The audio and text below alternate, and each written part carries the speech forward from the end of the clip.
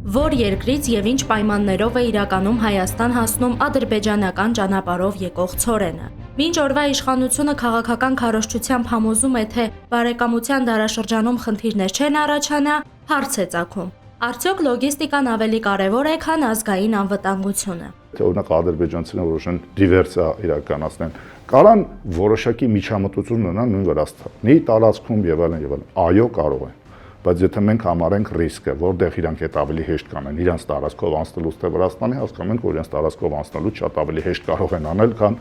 այլ երկրի տարածքում։ Սցենարը պարզ է։ Վստահություն շահելու համար սկզբում կմատակարարվի լավ որակի բենզին կամ էժան ցորեն։ Սակայն սեփական տարածքով անցնող ցանկացած բեռ, ցանկացած պահի կարող է դառնալ քաղաքական ճնշման գործիք։ Մենք այն հարցերը, որոնք որ պետք է բացառապես տնտեսական հարթության, անվտանգության հարցերի մեջ դիտարկենք, այս հարցերը դիտարկում ենք քաղաքական տիրույթում։ Այն հարցերը, որը պետք է դիտենք քաղաքական տիրույթում, դիտարկում ենք տնտեսական տիրույթում։